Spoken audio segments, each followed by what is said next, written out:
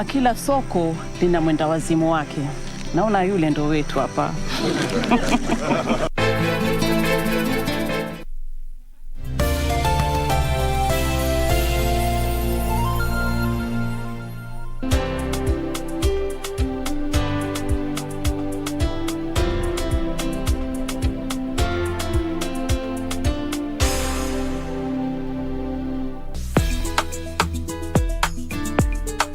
Wewe ni nani? Kwani wewe ndio nani?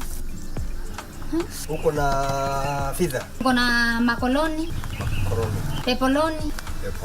Na hayawani? Pinga mtu anaweza kufikiri wewe ni president wa Zimbabwe. Mimi ni princess wa nini? Wales. Hoho. Yes. Na filifili. Yes. Hata haijafikwa. Ndio unaita fisa. Ya usikie kitu mzuri ni vanilla. Very nice for you. Huyu ni nani? Wewe, who are you? Haumjui? Si wewe ndio umemwajiri kazi? Nani?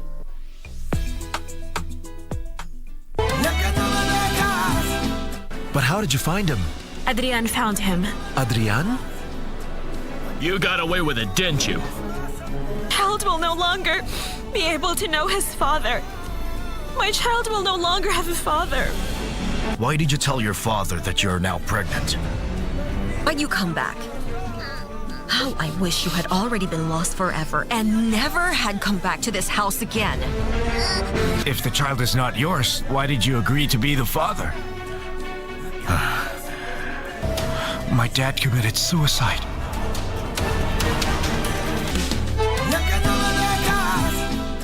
As campaign intensified for the upcoming general election, what does all this mean for you, the voter? What do the candidates have to offer? How prepared are agencies charged with the election process? Join John Kuria and Safina Chieng on Kenya Decides. This and every Tuesday from 10 p.m. on KBC Channel 1 as we unpack elections 2022 with a panel of various stakeholders. Make informed electoral decisions.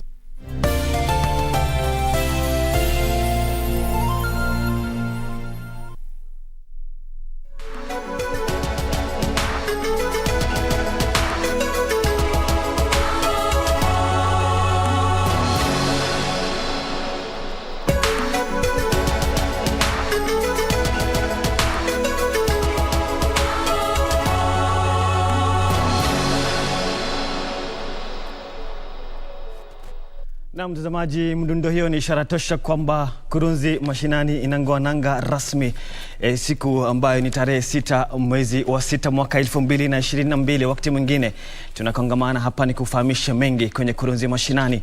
Na kama unavyojua kuwa tume ya uchaguzi na mipaka nchini IEBC inaendelea na shughuli ya kuwapiga msasa wagombeaji wa urais wa kiti cha urais katika uchaguzi mkuu wa Agosti 8. Na hivi sasa mgombea wa kiti cha urais katika chama cha Safina Party Jimmy Wanjigi yuko katika ukumbi wa Bomas. Nataka nikupeleke moja kwa moja katika ukumbi wa Bomas tupate nini kinaendelea pale ambapo Jimmy Wanjigi mgombea wa kiti cha urais Jimmy Wanjigi katika chama cha Safina Party anapigwa msasa na tume ya uchaguzi na mipaka nchini. Kumbuka kwamba kwa sasa ni wagombea wa urais 5 ambao wamepigwa msasa. Tumsikize ni nani Jimmy Wanjigi, tusikize nini kinaendelea katika ukumbi wa Bomas. And ignoring others.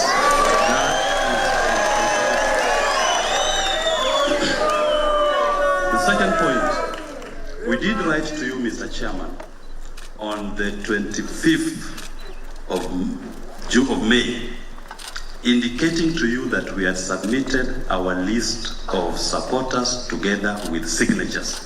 We asked you if there be any issue with that list, kindly and expeditiously communicate to us and inform us if we need to rectify or amend anything in relation to those signatures.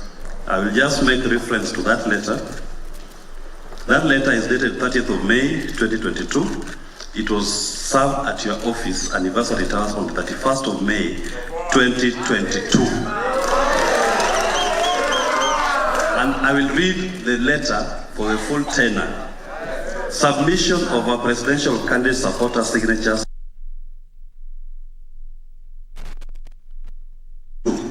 We presented to you hard copies of our supporters' IDs, duly signed booklets, together with a soft copy of our supporters' signatures from 25 counties.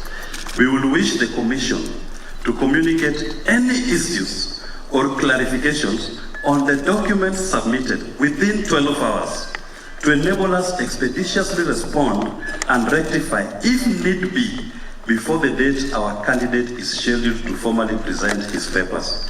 This request is made on the sincere belief that all parties have a duty to facilitate a smooth nomination process to enable expeditious and efficient use of the Commission's time and resources. We are available for a meeting with yourselves on short notice if required. Your prompt response will be much appreciated. 31st of May. Today is the 6th of June. To date, we've not received a response to this letter.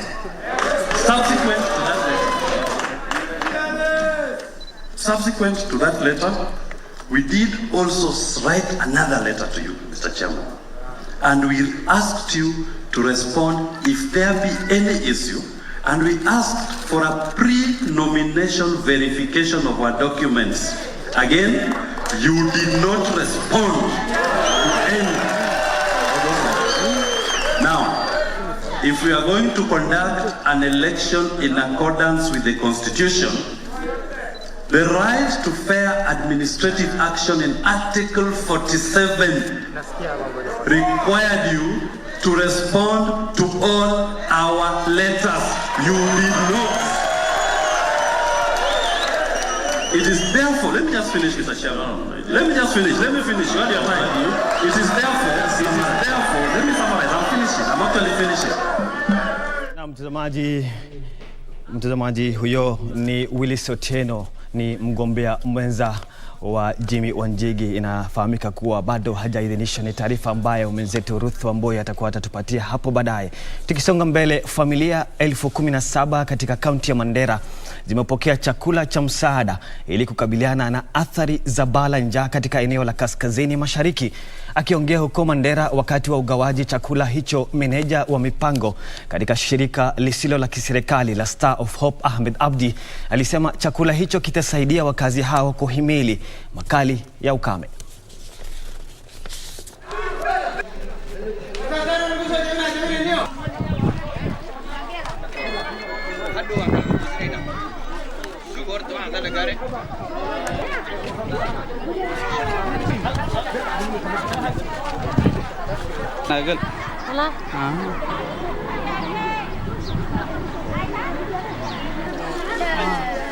Hii ardhi ya Mandera kuna ukame mingi sana.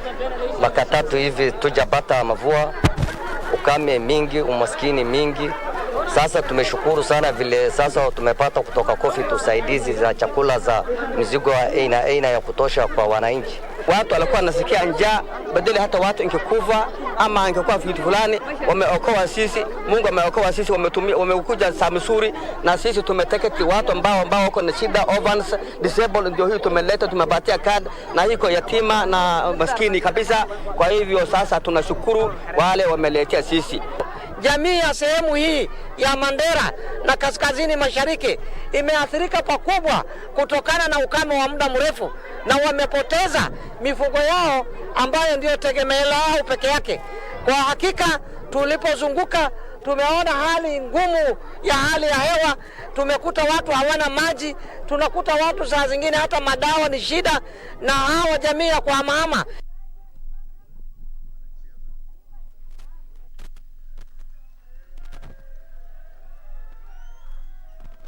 Maji, sasa nataka ni kuregeshe kule ukumbi wa Bomas ambapo kiongozi wa chama cha Safina Jimmy Wanjigi anazungumza sasa hivi. Hebu tupate anasema nini. It is very clear what is going on here. There is a very clear mchujo that is being decided somewhere else, not here.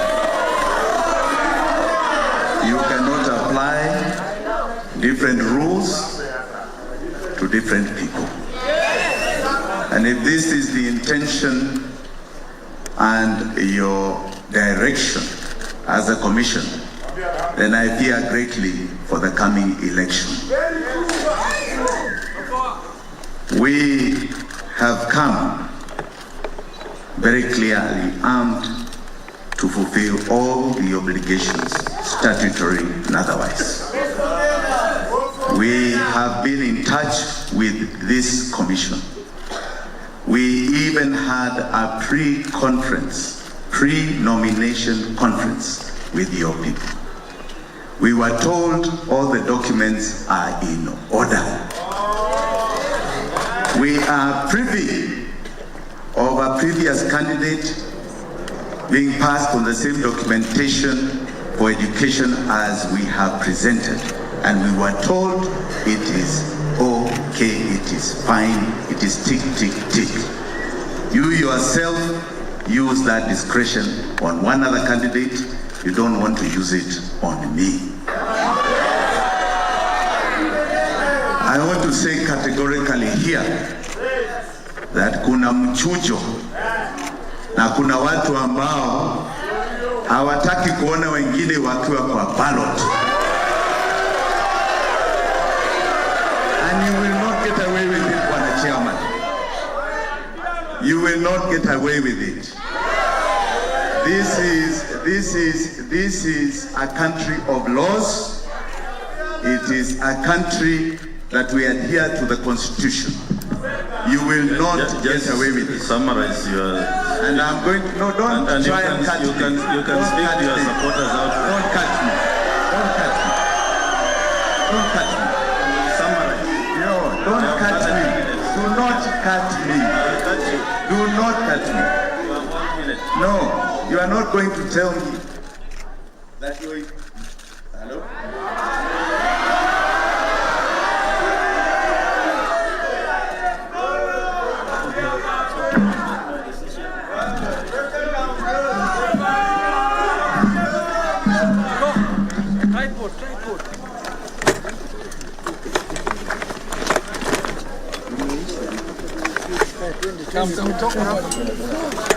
Na mtazamaji, huyo alikuwa kiongozi wa chama cha Safina Jimmy Wanjigi akitoa tu malalamishi yake kuwa mwenyekiti wa tume ya uchaguzi na mipaka nchini IBC Wafula Chebukati.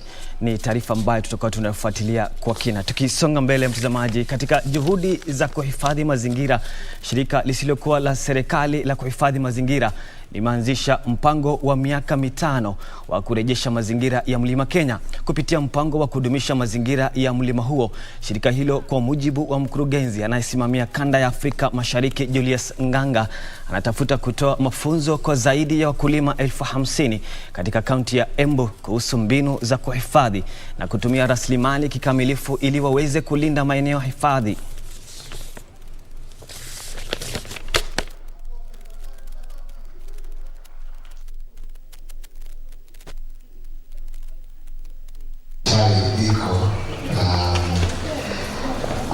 Together, we can improve the livelihoods of the communities.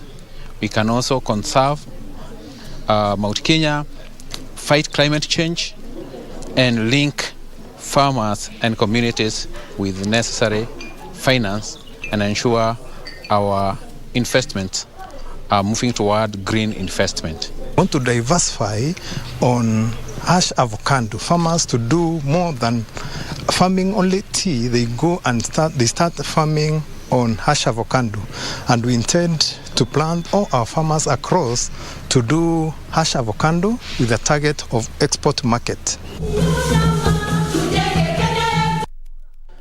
Na mtazamaji, na sasa nataka nikupeleke moja kwa moja kule Kenya Schools of Government, ambapo waziri wa mawasiliano na teknolojia Joy Musheru anaongea sasa hivi kuhusiana na hazina ya mikopo kwa vijana. Hebu tusikize nini kinaendelea kule Kenya Schools of Government. More. By the way, the only money that was mine, I had saved about $1 million. That is what I put in. The rest was other people's money. Now I have that property and I can still use it. I go to the bank, And I tell them, give me more. So if anybody should be talking about loans and why we as a country need loans, sini nyinyi. Why is it being made to feel like it's the worst thing that we can do as a country? As the president said, when South Korea's development got to the top, even their indebtedness, they were number 4 in the world. But it never stopped them from developing, because now, for amongst yourselves, when you have saved, those 60,000 hours, per day, see, it comes to developing the country, money moves faster, taxes are paid, and so on. So it's a thing that we must find a way to encourage and to promote, because it is what will make us move forward. As employees of the Youth Enterprise Development Fund, you must deliver the agenda of His Excellency the President on the Big Four and also the youth empowerment. You must rededicate yourselves so as to give hope to the youth and to demonstrate that the government is committed to supporting their aspirations. It is your responsibility to educate the youth on government programs, since you form an important contact point at the grassroots. Let them know that the Youth Enterprise Development Fund and other affirmative funds are bottom-up initiatives. That does not in any way say I have moved. I am firmly of the view inawezekana. That is my firm view. But what I'm trying to tell you is that when this fund was formed, it was formed because we wanted to implement bottom-up. There is nothing new that you're hearing about. You've been the top agents of bottom-up. Why are people saying things that we are already doing? That's, I needed to make sure I clarify. You might think I am sending a political message, in this political season. And I've seen your CEO can be political also. He's very good. And I'm encouraging the board to also take some political positions so that the fund gets a lot more money, so that the fund is able to scale and really support the 13.7 million youth. And the thing with youth is that being young is perishable. It's just a matter of time you get older, and now the youth are talking against you. How many of you are still youth? Sasa the rest of you. See, the youth sometimes are saying we are appointing people who are not youth. What do you tell them? So you tell them you started as youth and you're also protecting them. Sindio? So that even your newest member, Faith, years, they're all insisting we must keep appointing youth. But it's about experience. And you've been there, but we must make sure that people know this country is ours. Each and every one of us. It's not that there is them and us that is being preached. Hata serikali ni yetu. It's not other people's government. It is ours. We're the ones who go out, we vote, and elect the leaders that are there. So yes, you hear very many things, but some of these are political. But you must, obviously weed some of those conversations and make sure that as you talk to the young people, as they come to you, you take the right decisions that are going to ensure that the country moves forward and grows. Because if you don't, then it's all of us who lose, not just them who are not getting. I'm sure you understand where I'm going with this. So, you will continue to do this work, and whether politics comes or goes, Kenya remains. You remain. Whether you grow older or not, the country grows, and all we want to do is to see prosperity for the country and for you as individuals and for the youth that you're supporting, for them to prosper in a great nation. You are expected to work closely with other government agencies on the ground, such as the National Government Administration, or NGAO as we call them, so that you can have greater impact. The government is committed to allocating more resources to the fund to enable it to play its role of stimulating youth entrepreneurship more effectively. I call upon you to go beyond the call of duty to restore the youth's confidence in themselves, especially after the deliberating impact of the COVID-19 on the sources of livelihoods. I am really, as again I said, really happy that you've all come. And you've come from all corners of the country, which is great. I hope you'll get time, just to interact, to talk amongst yourselves, to feel, that you can enjoy even Nairobi. Is there a chance for them to go on the expressway? If not, no, I think if so 1 second. I think the director wants to say something. Yes, I wanted to assure you that we can arrange from the office. Did you say where you're from? I'm from the Kenya National Highways Authority. We will move again. In the ministry we even have some buses, so in case you need some buses, whatever. But I think you should be able to experience the expressway. And if you can detour to Uhuru Gardens, which has been opened, please. I'm happy to make a call I don't know if there's a fee. If there's a fee, I'm happy to make a call so that for them it is waived. But our history and development is very, very important, because that's what anchors us. It's what shows us what is true and what the truth is. To me, what His Excellency the President has done at Uhuru Gardens has more impact in terms of legacy than the expressway.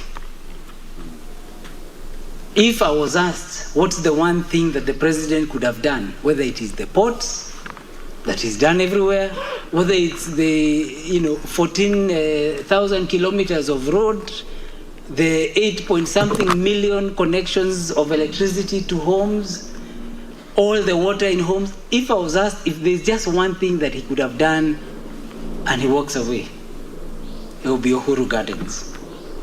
And I know many of you have maybe not seen. You've only seen that we had the Madaraka Day celebrations there, and you saw the strength and effort that has been put to ensure that our security forces, and we have spaces where we can go and, now if those tanks came to Nyayo Stadium, they would have destroyed the AstroTurf and all the material there for the athletes. But Uhuru Gardens, they can come, and you've seen we are strong as a country. You will see there if you get a chance, and I think CEO is assuring me you will. Like the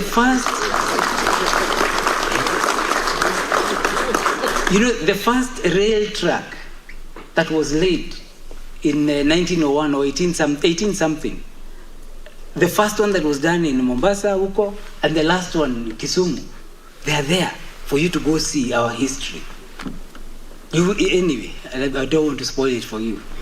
You will give me feedback, maybe online, depend on what the experience actually will be.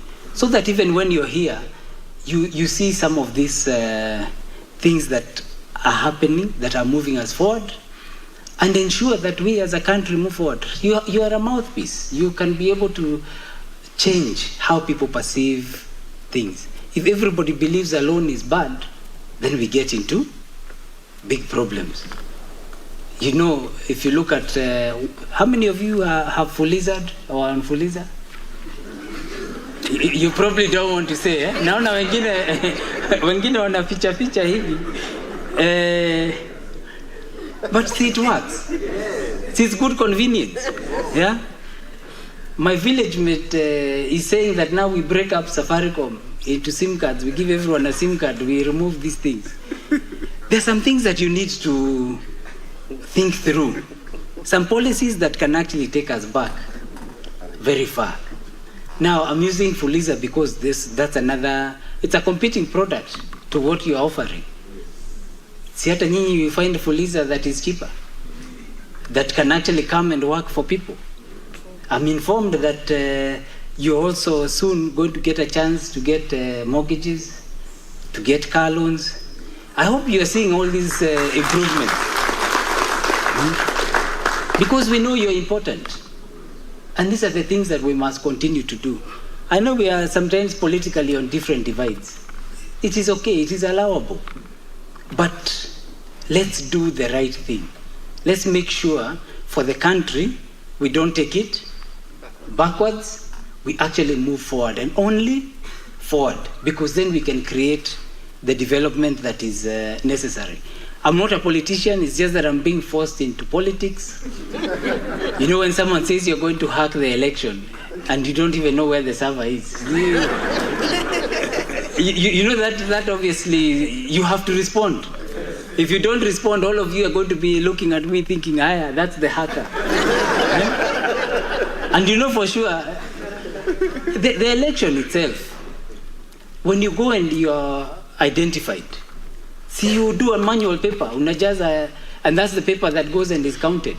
Sasa where is Moshero and the server coming in? I would have to be in 55,000 polling stations to make some of those things. But politics is also good. There's a lot of entertainment, a lot of humor that comes out with it, so we don't mind. I think after the August elections, we get back to work. We have another 5 years and making sure we can move forward in the way that we should.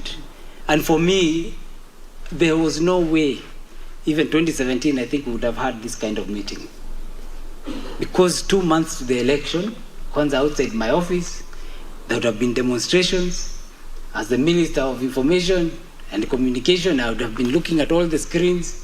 Napata simu mingi. Why is this happening? Media, you know, mambo mingi. Now with handshake, we can come and relax here. Is any of you worried what's going on at home? No. So you're satisfied? Yes. That's what peace means. Let's ensure we have a very peaceful election and we continue that way. If campaigns can only be 2 months instead of 4 years, you do not know how much or how many days we will save. If the expressway is giving us 2,500 days, because that's my calculation, 60,000 divided by 24 hours, isn't it? Can you imagine all this time we spend campaigning and all that and all the things that it could save? So the less we campaign, the more we develop and the more we can grow this great nation of ours. It is therefore now my pleasure to declare this training officially open. Asanteni sana. Na Mungu awabariki.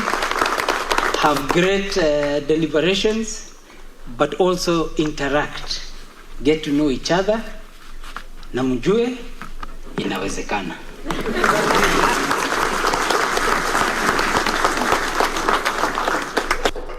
Na mtazamaji, huyo alikuwa waziri wa mawasiliano na teknolojia Joy Musheru akifungua rasmi tu ile kongamano la mafunzo ya hazina ya mikopo kwa vijana. Ni taarifa ambayo tutakupatia hapo baadaye mida ya saa 7 na Kurunzi Mashinani mida ya saa 10. Nasema shukrani sana kwa waliofanikisha Kurunzi Mashinani kufikia hapo. Sina budi la kulitamatisha. Kumbuka mwenzangu Gladys Mungai anakujia na tamrini siku hii ya leo. Shukrani sana wale wote waliofanikisha. Mimi ni Khalid Abdullahi, mwenzangu anayenisaidia lugha ya ishara ni Lucy Maura. Kwaheri.